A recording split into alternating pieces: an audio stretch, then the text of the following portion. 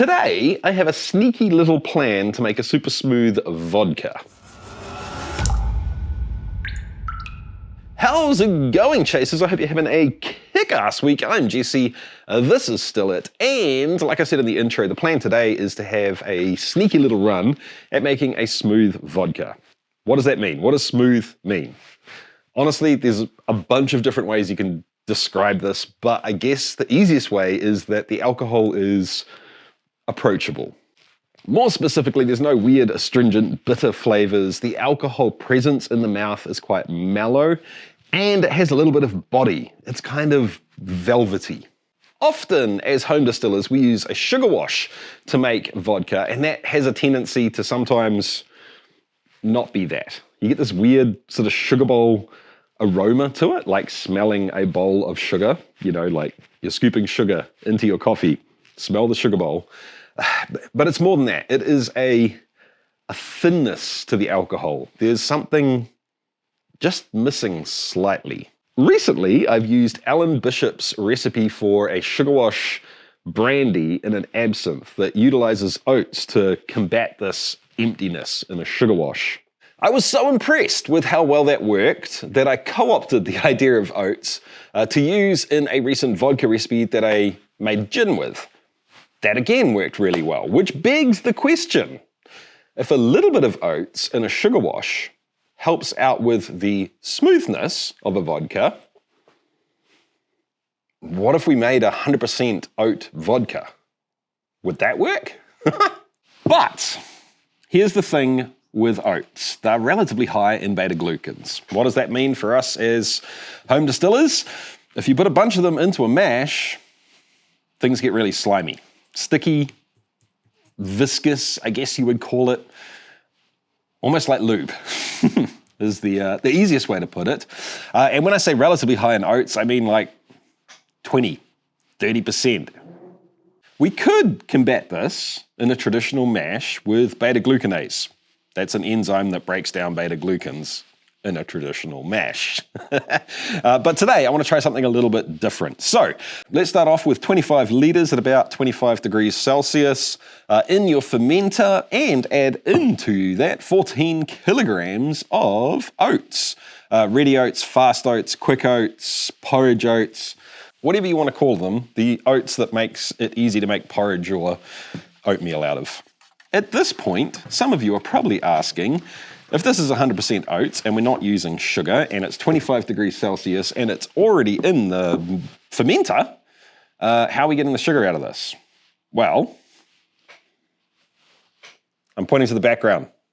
The background's supposed to be yellow. I can't even tell if it's yellow. It's really hard to get yellow with LEDs on camera. It's either green or orange. I think I did pretty well. Apologies, I digress with lame-ass banter. But what I'm getting at is this, angel yeast, specifically the yellow label version. Now, if you've seen this already, you know that it kind of borderlines on magic or alchemy. If you haven't seen it yet, prepare to get your mind blown. Generally, we need to boil starch. Well, we've kind of already taken care of that because we're using the quick oats, which are already gelatinized. But we definitely need to then mash that starch with enzymes to turn it into sugar that our yeast can eat.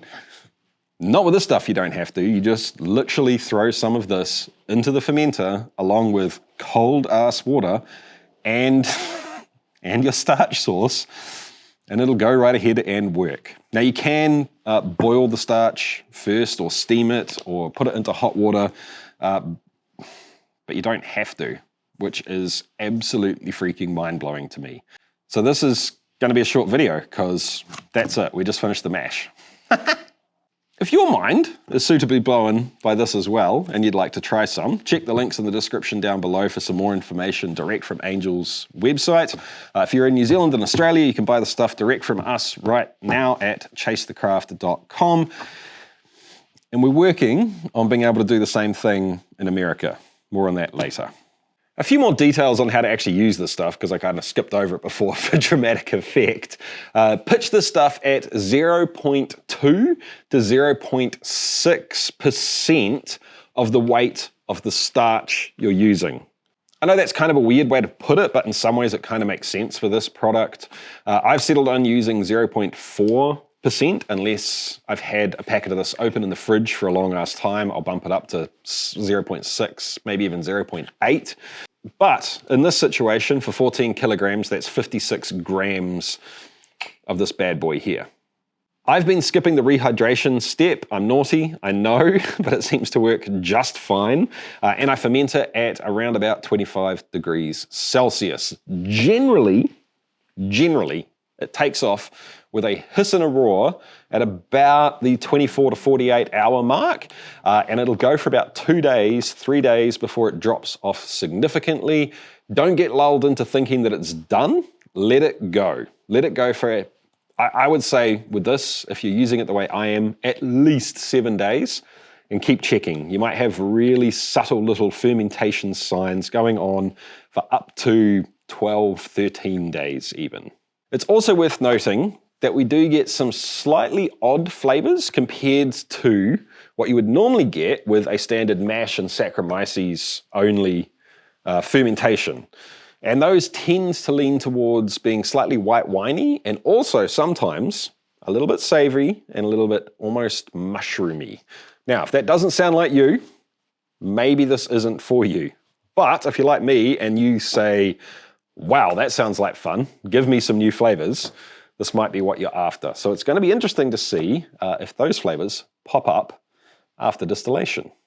Speaking of which, it is time to take all of the liquid out of the fermenter and start dumping it into the still. But wait, we've still got chunky bits of oats in there, which to be fair are not so chunky anymore. A lot of it has just straight up gone. But we don't want that stuff touching the still's elements and scorching, so I would suggest sieving it. I'm using the claw hammer mash system to do this because I've got the equipment and I'm being kind of lazy, to be honest. But you guys are smart people. Use what's at your disposal if you don't have equipment like this. Heck, a pillowcase or cheesecloth or a kitchen sieve will get the job done. The mash goes straight into the still. I'm using my large 50-litre still to do stripping runs. I needed to do 2 of them, and it's worth noting here that there is none of the sticky, lubey oat texture in this mash, which is interesting. We may come back to that later on. Anyway, then the low wines go into a reflux still. Today I'm using the claw hammer setup, and I've got it set up with 4 plates on the bottom, plus a section of packed column with a deflag on top running over into a shotgun condenser. This new style of still by Clawhammer is pretty freaking dope. So if you're in America, this isn't a bad option for you. There's links down there. I'll be honest with your team, I had a little bit of trouble with this run, and I thought it was an issue with the plates, like not draining properly for a while, until I actually started taking product off and realized it was water pressure. There was just something funky going on with water pressure locally, and it would change from a trickle to pretty much a full blast at the drop of a hat, and it kept fluctuating back and forth. It wasn't a huge issue. There was a few tiny little bits in the middle of the run, maybe in total like 100 mils that I decided not to keep that should have been hearts, just because the offtake was too fast at that point in time. But it does make me wonder if I should be looking for some sort of device, and they are out there to combat this, or if there's a DIY option. I'll look into that more. Anyway, heads cut was exactly as you would expect. Nothing really crazy there. The middle of the run was surprisingly smooth and not a lot of oat flavor. But near the end of the run, I thought I was hitting tails, especially because this was a reflux run. But I found a gold mine, an absolute gold mine of oat flavor, which was actually pretty cool. That distillation was 4 days ago now, I believe. I've got some proof down, ready to sample. Should we get stuck into it? Let's get into tasting this, but first I need to say a huge thank you to the Patreons. It was actually you guys that voted on this a long time ago. I know, I'm sorry. I do appreciate you though, guys, really. Thank you so much for being the people that support us day in, day out. Anyway, let's get stuck in, shall we? There's basically no aroma on this. Almost none. A slight white wine sweetness if I really go digging for it, and not oatiness, but kind of like a powdery oatiness, if that makes sense. Almost nothing. Oh, this is at 55% ABV, by the way. I've bottled it at that percentage because I tend to use vodka for gin or whatever.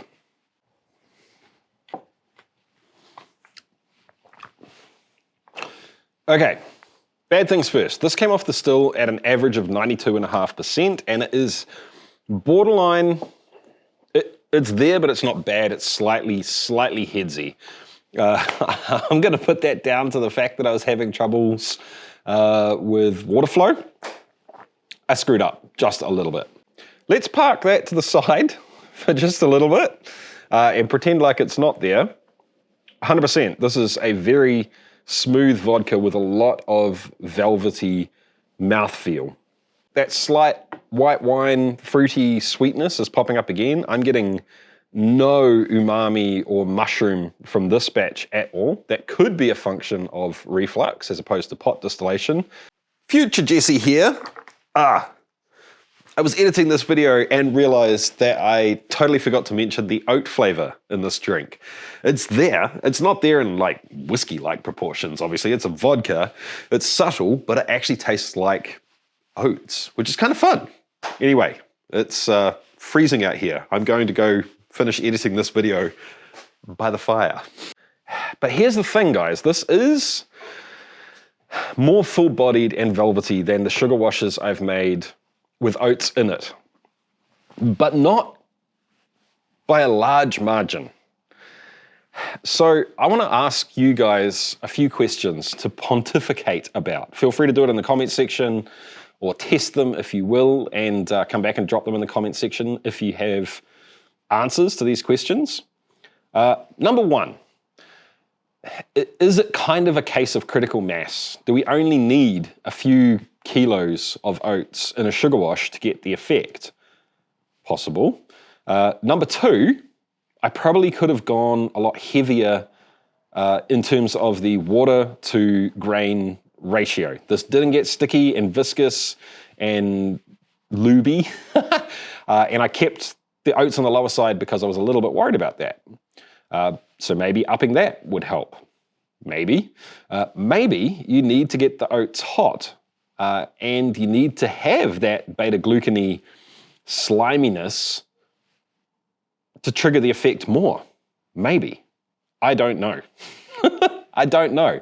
But I'd like to test it some more. If you guys have done anything similar and you think you've got another data point on this, please drop it in the comment section down below. In the meantime though, this is a super solid vodka, and I'm only talking down on it compared to my expectations going into this, not in terms of what it actually is. Does that make sense? And for the amount of effort that goes into this, you know, not having to actually do a mash and not using sugar, it's even better. So there you have it, guys. A smooth vodka that is so easy to make in terms of the mash and about the same easy in terms of distillation. But I feel like we need more testing. I don't know. What do you guys reckon? Anyway, I hope you enjoyed the video. Do all the YouTube things, and I'll catch you next time, guys. Keep on chasing the craft. See ya.